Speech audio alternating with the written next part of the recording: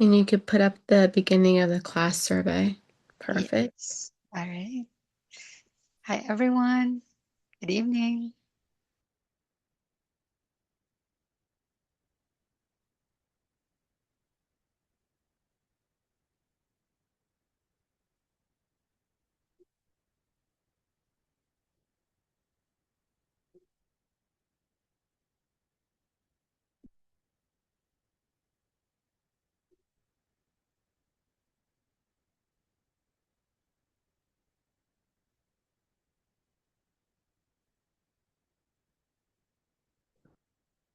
Okay, guys. So I'm going to give it about another minute or so for everyone to get in, but we have a beginning of the class survey or poll. So go ahead and take your time to respond to that.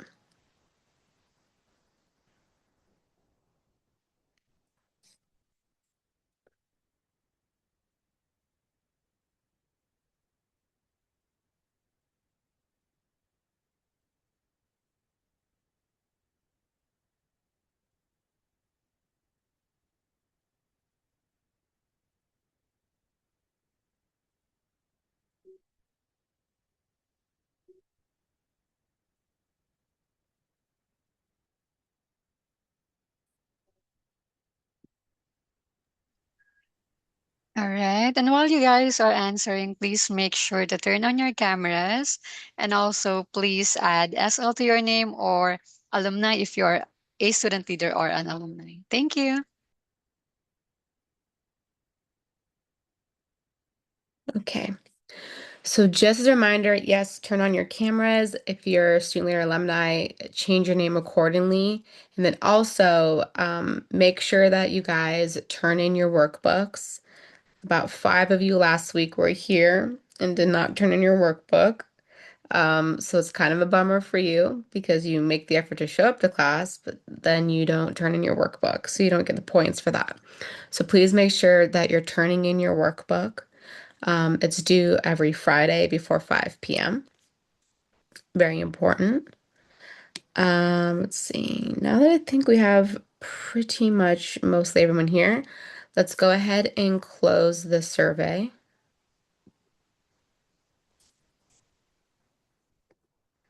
And then let me see if I get the results. Okay. So this week's class is going to be about battling indecision. So today's questions on theme. The first one is when it comes to decisions, which best describes your style? I need lots of information first. Yes, that's most of you guys. I could see that. I go with my gut. None of you. None of you. I wait until the last minute. I can understand that. And I ask someone else. Can also kind of understand that. So gathering information is probably the most critical part of making decisions, right? And it depends on the decision that you're being asked to make, right? What's for dinner? I never make that decision. I fight that question every single time it's asked of me. I am awful and I have decision paralysis whenever I'm asked that. But, what should I do in this particular case? I gather as much information as I can. And with that and my collective experience, I make a decision. So, not every decision has, I guess, not everything that you need to make a decision on has equal weight. Some things are really important. Some things don't require that much information to be able to make a decision. So, gathering as much information is really good, especially for something that's going to have a long-term effect. But not every decision has to have that kind of heavy weight to it. What slows down your decisions the most? Wanting the perfect option. Yes. Fear of regretting my choice. Yes, you guys are almost equal in parts on those two. Too many options. Yes, that gets incredibly overwhelming. Excuse me, we're going to talk about that. And overthinking every detail. Yes, I'm an overthinker of details as well. Um, the perfect option, sometimes we don't always get the perfect option. And fear of regretting my choice, I think that's what holds back almost all of us here, right? Fear that I picked the wrong class, I'm going to pick the wrong major, you know, fear that I'm going to pick the wrong thing to do and waste my time doing it and it's not going to be my passion. I could understand that. What type of nudge would help you make better choices? Reminders? Yeah, that could help us. Visual cues, so items placed where I see them. Default preset options. Yeah, and those are usually the ones that are best set for that. Encouragement from someone else for. So a lot of the times, having someone also back you in your decision helps you, right? You feel like reassured about what you're choosing to do is the right thing to do. Okay, so today we're going to talk about indecision, which is, something that all of us battle either consistently or from time to time. So let's go to the next slide.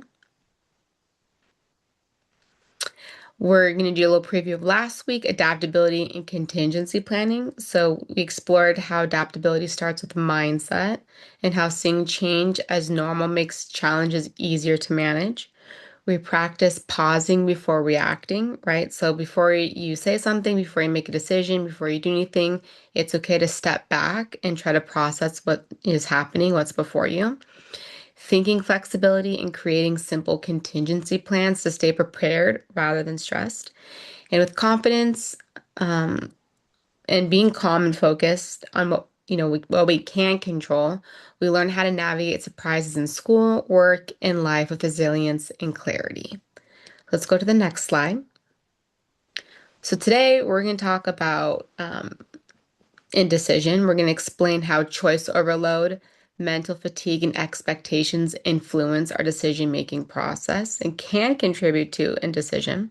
We're going to apply practical strategies such as limiting options, pre-deciding routines, and setting time limits to make quicker, more confident everyday decisions.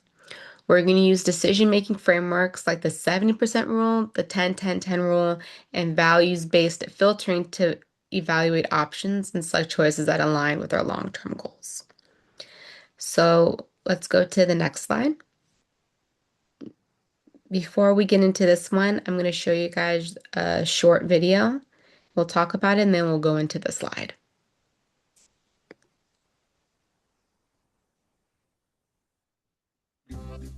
There are lots of ways to make a decision. You could flip a coin. You could follow your heart. Or you could just make a choice at random and hope for the best. That's probably okay for small decisions, but what about more important ones? It's better to think carefully about your options and consider the many paths you could take. With the right tools, you can learn to do this objectively, so you can make decisions that you feel good about. Here are some strategies that can help. The first step to making any decision is simple. Identify the problem. As an example, say you're trying to choose between two different apartments. One is cheaper, but farther away from work. The other is closer and nicer, but much more expensive. Which one would you choose? Depending on what you value, you probably have some idea. This initial response, the one tied to your instincts and emotions, is perfectly valid. However, you should also try to look at your options rationally.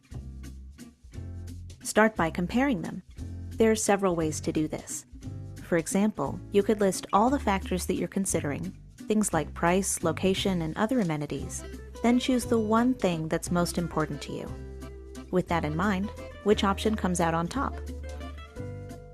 You could go one step further and create a point system. Take that same list and turn it into a scorecard for each option.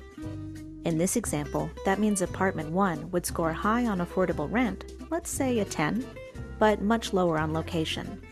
Apartment 2 would score about the opposite. Keep going down the list until you've scored every item, being as objective as you can. Then add up the totals, and maybe you have a winner. Looking at it another way, you could evaluate one option at a time with a list of pros and cons. It sounds simple, but sometimes it helps to write these things down.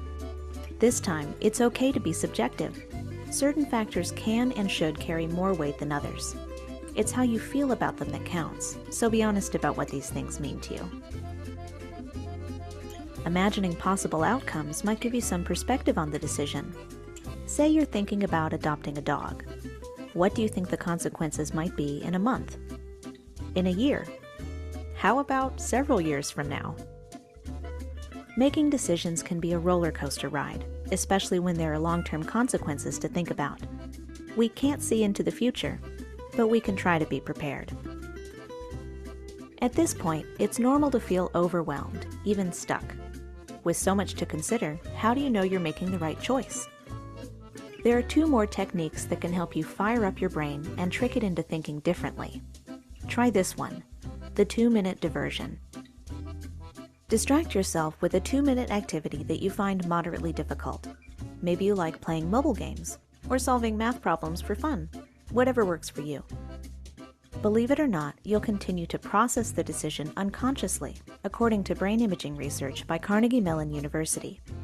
This brief window of time helps you internalize important details, so you can make better, more insightful decisions. Sometimes it helps to step outside yourself and pretend you're helping someone else. Studies show we're able to think more objectively in third person. That's why it's easier to give advice than it is to receive it. If a friend or family member was struggling with the same decision, what questions would you ask them? What compromises would you suggest? Really think about it. Adopting a different point of view might help you see the situation in a whole new way. Making decisions isn't like taking a test. There are no right or wrong answers per se, it just depends on the situation. Focus on taking the time to think about your options and what you hope to achieve, so you can feel confident about the choices you make. It's not as easy as flipping a coin, but it's worth the extra effort.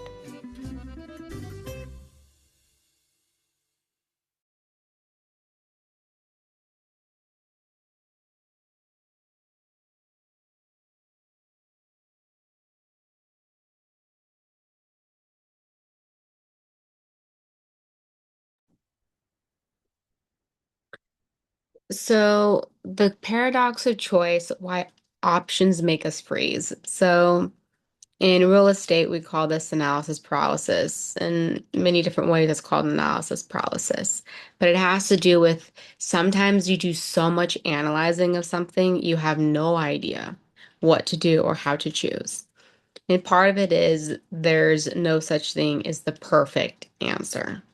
There's options, but there's not always the perfect, absolute, right off the bat, best option, right? We have to look at each one of them. So, why this becomes a paradox is to begin with, too many choices increase mental load, right? So, when you have a bunch of choices before you, um, it will cause fatigue because you have to evaluate each one. And every time you evaluate each one, then you have to reevaluate and evaluate again and again and again. And it creates an overload and it makes it slower for us to choose because we keep analyzing the things and we don't know how necessarily to weigh what the best options are, right? The more options, the more we raise expectations, right?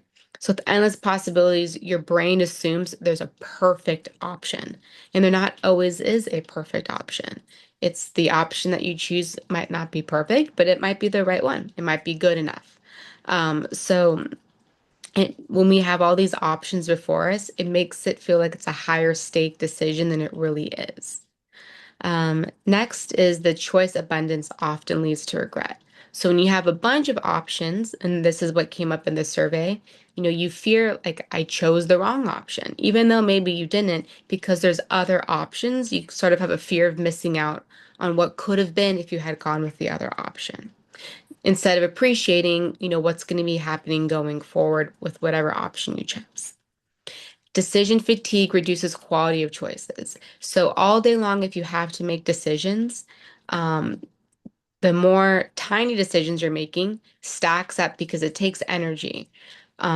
Regardless of the fact that the decisions aren't heavily weighing on you, the more that we have to think, the more that our brain is churning through options. As the day goes on, the more tired we become. And so when we have a really big decision to make, we're too tired to do it or feel too fatigued, right? So you want to be able to mitigate how much decision making you have to make. And this is something that I can explain in the context of business. Um, I think it was in the 4 Hour Work Week that I read this, but he was always being inundated with staff telling him, what do we do in the case of this customer? What do we do in the case of that customer? What do we do if this customer? What if they all complain? What do we do? And he made a threshold and he goes, if it would cost the company less than $250 to satisfy them, you have the decision. You have the power to make the decision to do what the customer wants. And so that reduced a bunch of decisions that he had to make because he put the decision on the other person, on the staff. Then, over time, as the staff became more familiar with what they were doing for the company, he raised it. He goes, if the decision, whatever it is, would cost the company less than $500 to satisfy the customer, then you can make that decision yourself as the employee. And him as the owner, again, drastically cut down on his fatigue because he was being interrupted all day, every day for all these tiny decisions that he had to make that were very obvious to him what to do and were very obvious to the employee, but the employee didn't have the power to make the decision. So sometimes decision fatigue can actually be delegated out. If it's not something that you need to make a decision on, then you can give it to someone else to make the decision on. And then lastly, indecision becomes a habit. So the more that we have to make decisions and the more that we struggle with making decisions, the more we just put off making decisions altogether. So there's ways that we can avoid sort of this paradox of choice. I'm going to talk about those techniques today. But before that, we're going to go into our first workbook question, which is, when do you feel overwhelmed by choices and how does it affect your ability to move forward? So I'm going to give you guys, we're going to go to breakout rooms and I'm going to give you guys 4 minutes to discuss. I'm not going to be in a breakout room because I'm not feeling particularly great, so I want to save my voice, but everyone will be in a breakout room for 4 minutes and you guys share amongst yourselves. If you're alumni or group leader, please kick off the conversation. All right, I'm opening the breakout rooms now. Thank you.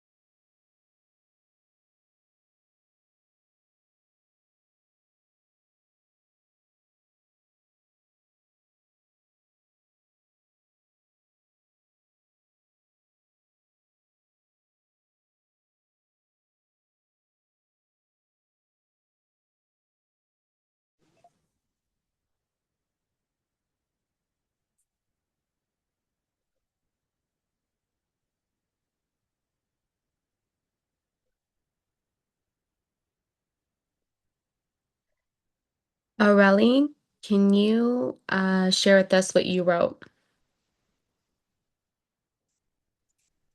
Yeah, sorry if you hear some background noise. My parents are like coming home right now, but I Mhm. kind of just wrote about how like I'm like a senior right now, so I think all of the decisions I'm making right now, like revolving around college and just like my future are kind of overwhelming and I think it kind of like affects every other aspect in my life because I'm kind of always like stuck on like if I'm making the right decision or not.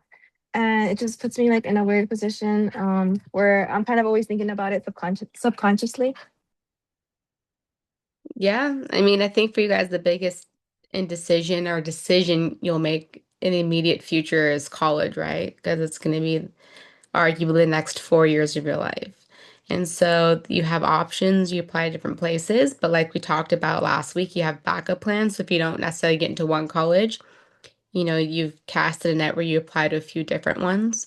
So it would always feel like you have an indecision or analysis paralysis, or you'll be freaked out because you have to apply to these places, or you have to choose which places you want to apply to, and there's so many places. And then you could stay local, you could go out of state, you could go here. This school has this program, that school has that program. So it's definitely one of those things that takes a lot, and especially if you're not sure what major you want to study in, right? Maybe you're undecided, maybe you have an idea what you want to do, but not specifically. So that is the biggest indecision that you guys would make. I decided at about 14 I was going to be a lawyer and I stuck with it. So In that sense, I was kind of lucky. I didn't have to face indecision so hard. But for other people, you know, sometimes you don't know right away, or sometimes you feel like, I like this, but I'm not sure if I like this, or maybe it's someone else's idea, but it sounds good, but I'm not sure. So no matter what, I think you guys are all capable of making good choices on what you're doing in the future. But also be okay with if you make a decision and it's not necessarily the one you want, it's okay if you have to make change. So let's go to the next slide. Okay, so practical steps for clear, confident decision making. So there's no, like perfect answer or magical weapon. Like, okay, this is how you fight indecision. But there's things that we can do to help us, right? Limit your options intentionally. So when you limit your options, what you could do is if you have 10 choices, only have three. Eliminate seven of them and give yourself three options to choose from. And cutting down options speeds up clarity and reduces regret, right? If there's options that are very obvious, like, oh, I'm not going to do this, I don't want to do this, I don't like this, then it's easy to knock those out and you don't have to consider them. The next thing is to use time limits for like smaller decisions. So give yourself 30 to 60 seconds to make, a low stakes choice. And this could be like what chore you're going to start with or what homework assignment you're going to start with. Give yourself a short amount of time, make the decision, and stick with it. Next is pre-decide small recurring choices. So this is something that people do. Um, Usually in the vein of habits or keeping their schedule, but some people will do a weekly meal schedule, right? So parents do this a lot where they plan out for the week what they're going to do, what they're going to cook, so they can buy groceries accordingly, and then they cook that meal. Or they do meal prep, or they'll have the same meal a few times a week, so they cut down on indecision. They know what they're gonna have. You can schedule where you're going to study, how long you're going to study for, your work routine. So those are things that are small, recurring decisions that you're always going to make.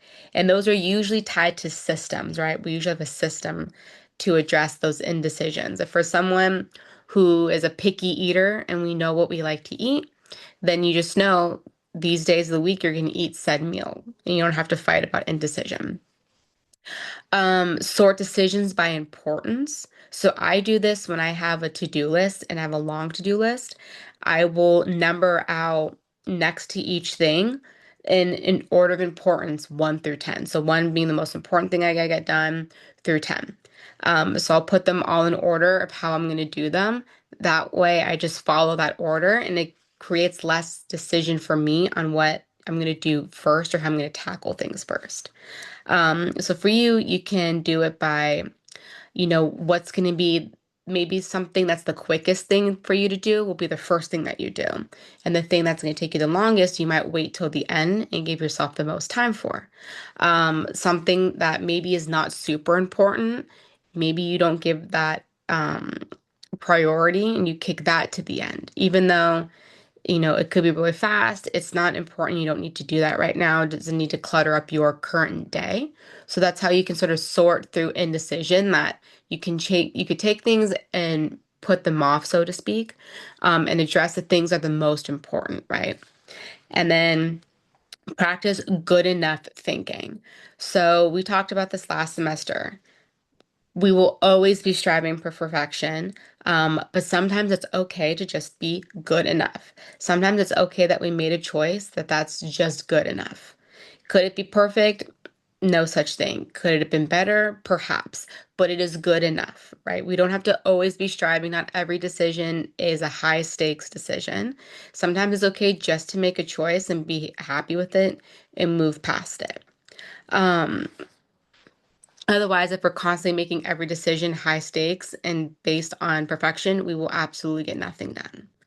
So let's go to the next slide. So I'm going to give you guys 4 minutes and you can work on this on your own. It's our workbook question. What small or recurring decisions could you pre-decide to reduce daily stress? So I'll give you guys 4 minutes to work on that and then we'll come back.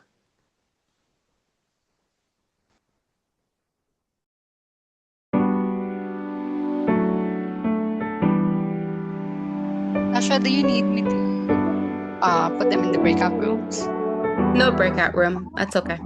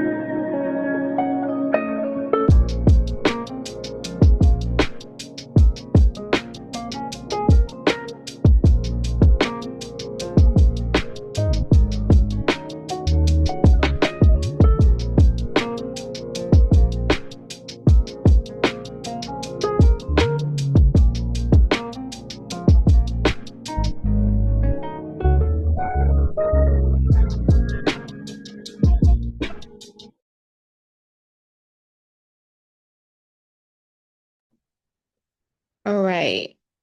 Luis Mojica, why don't you share with us um, what you wrote down?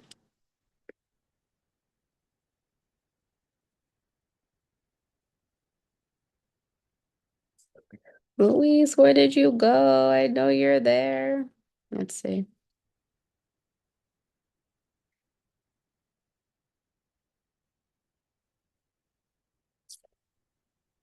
Nathan, why don't you share with us?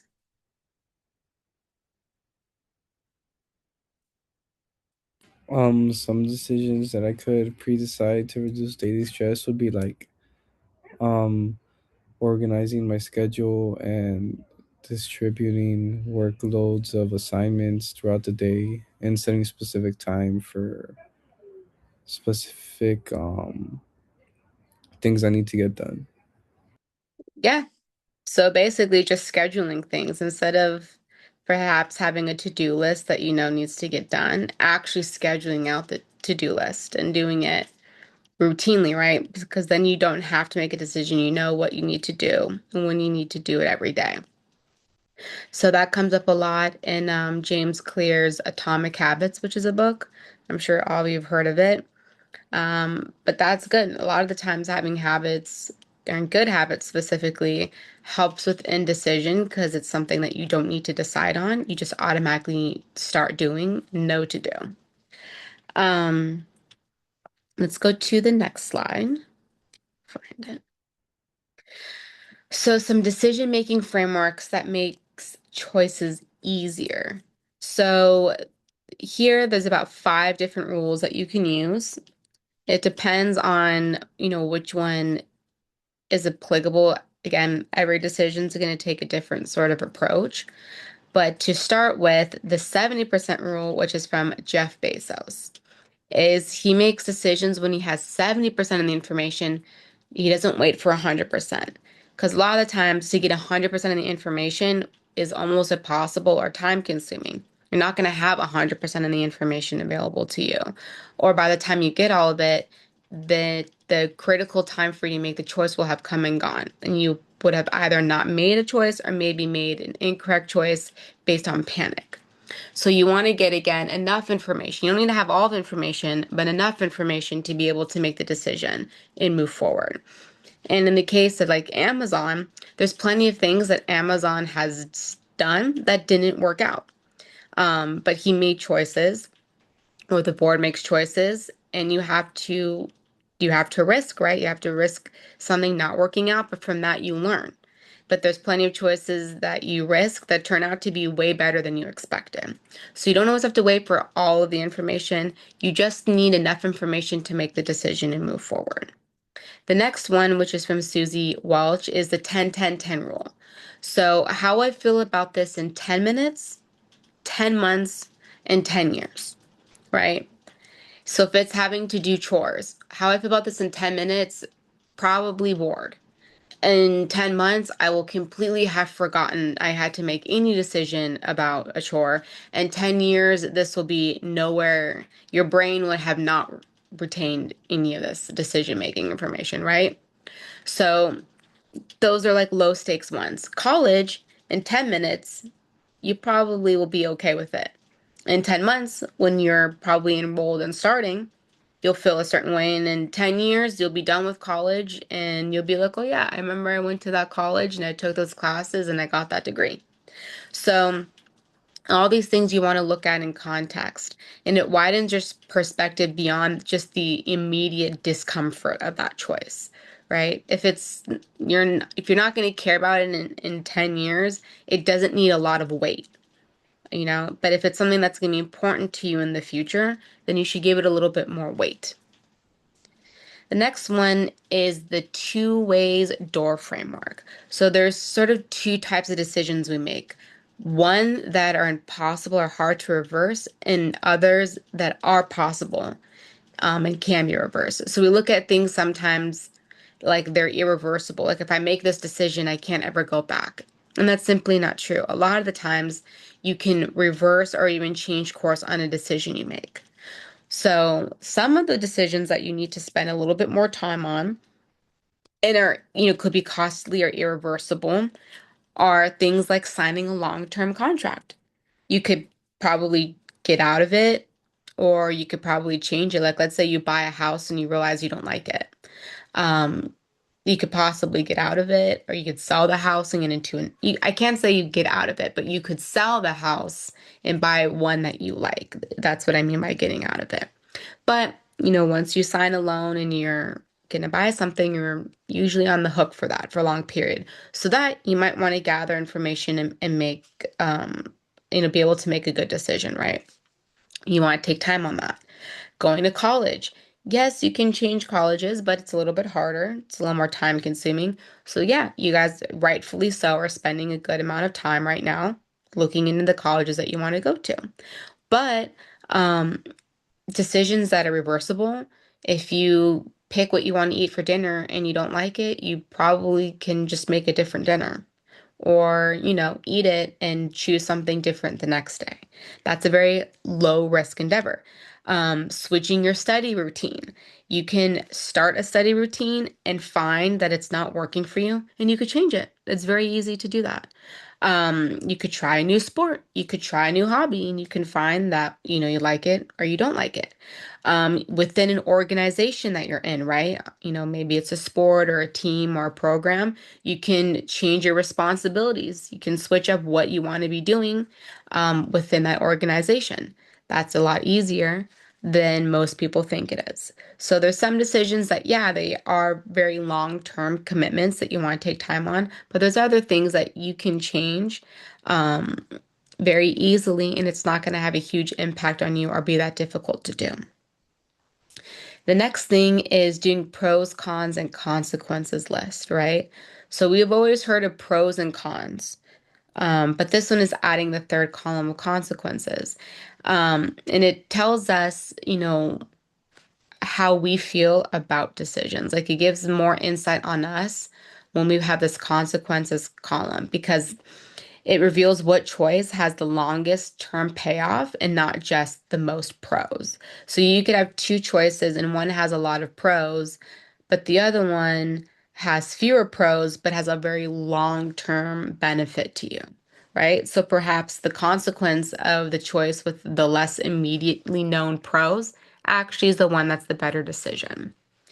And then lastly, value-based decision making. We've talked about this previously, but we want to be making decisions based on what we feel aligns with our goals, aligns with our values, aligns with who we identify as. And so when you have options and you look at them and you go, this one really doesn't align with who I am or what I value is important, then you can eliminate those options. And so it's good to also know about yourself, what are my top three values? So that going forward, when you make decisions, if it doesn't align with those three values, you know it's not the right decision for you. So let's go to the next slide, which is your third workbook question. Which framework resonates most with your brain naturally and how it works, and why does that? Why is that the case? So I'm going to give you guys again another 4 minutes. I'll give you guys 5 minutes. We'll do a breakout room so you guys can discuss amongst yourselves and then we'll come back.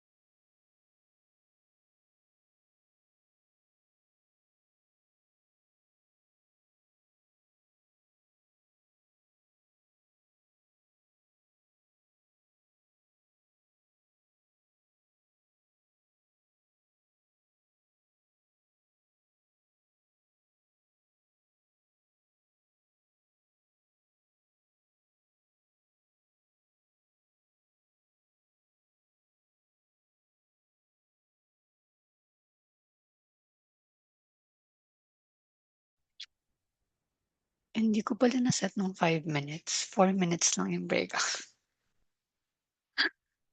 my God. Kaya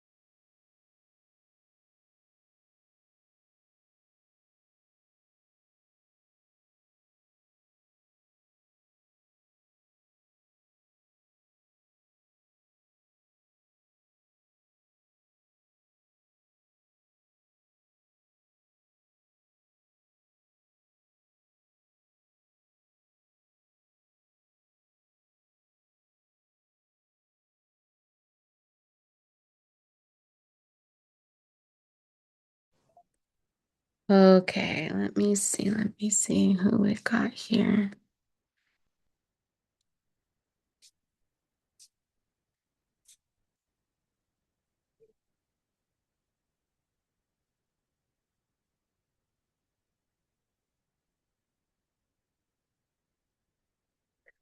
Clarine, can you share with us what you wrote?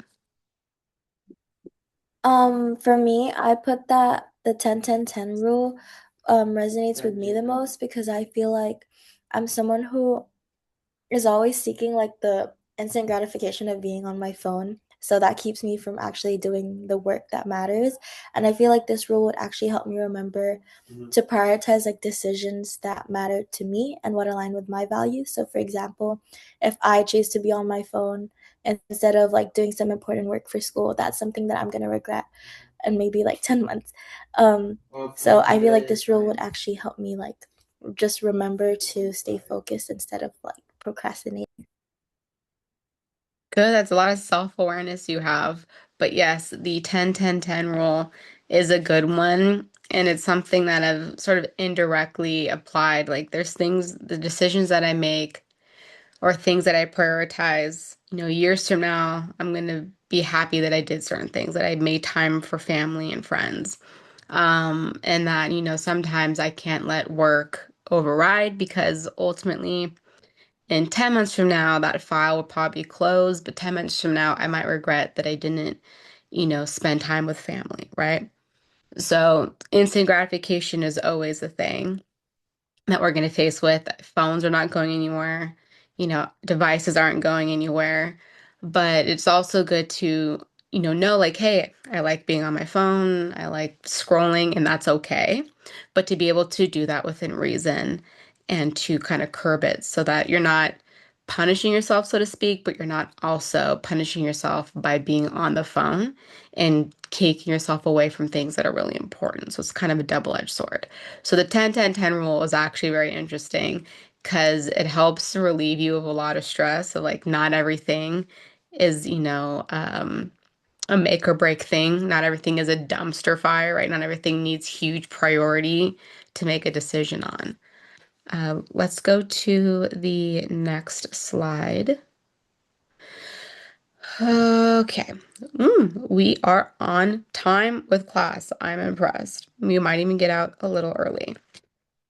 So next class, we're going to talk about hope, optimism, and gratitude. So we're going to learn how those three strengthen resilience, motivation, and a positive outlook. We're going to explore how believing in a better future, focusing on possibilities, and appreciating what's going well helps people stay steady through challenges. So it's not always about overcoming challenges, which we all know how to do, but it's also just taking a step back and appreciating like what is actually going right. Being positive and optimistic about that and what realistic optimism, intentional gratitude, and small daily habits, and how that'll help us deal with setbacks and see setbacks as opportunities for growth rather than just reasons to give up. So, we're going to give you guys another 90 seconds for your workbook again. Please make sure that you turn in your workbooks because I know you guys make the effort to come out every week. So, make sure you're able to rack up your points by turning in the workbook. I try to give you time in class to do it. Try to do it if you can right after class so you don't have to worry about it or forget. But we're going to give you guys another 90 seconds to wrap up your workbook.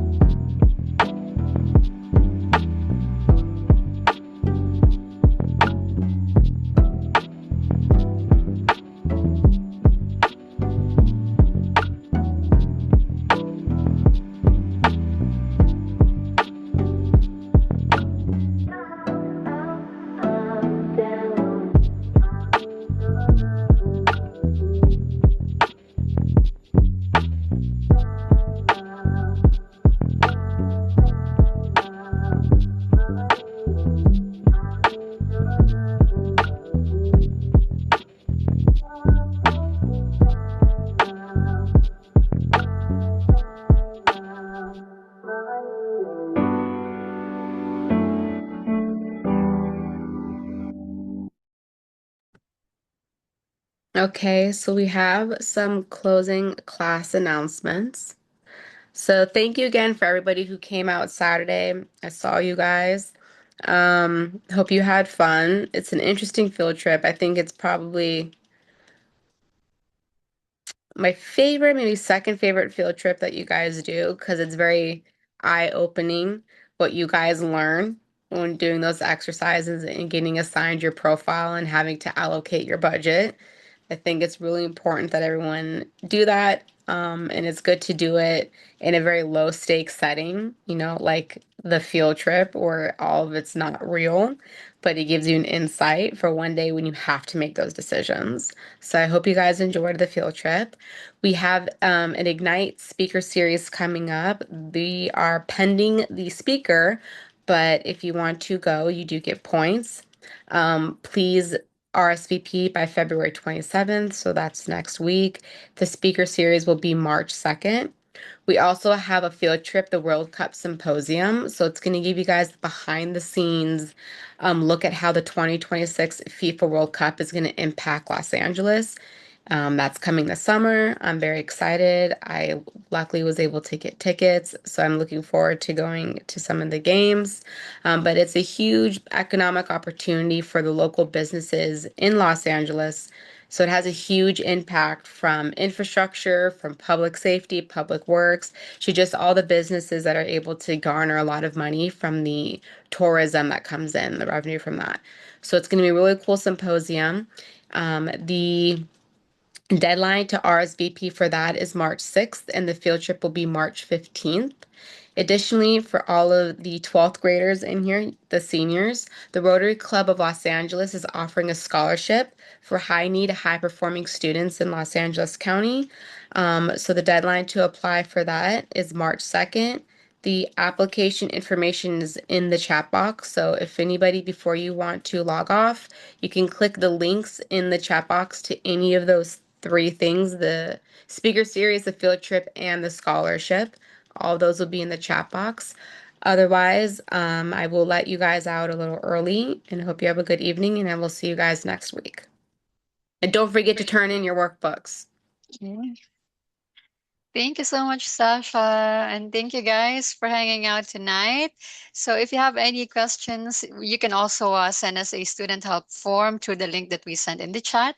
And of course, our student guide website is always open if you want to get announcements, updates about our program information, everything about YC. You can just go to the link that's in the chat also. So, thank you so much, guys, and see you again next week. Thank you, Sasha. Good night. Bye. Bye, guys.